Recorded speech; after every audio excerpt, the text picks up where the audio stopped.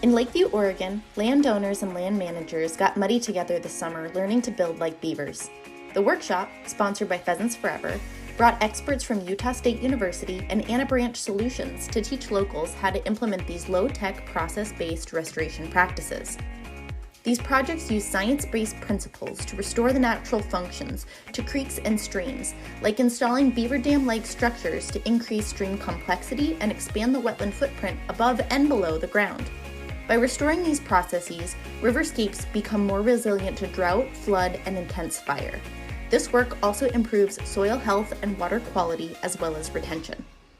In a place where water scarcity is often on the mind of local ranchers and conservationists, these practices are becoming increasingly important across the West.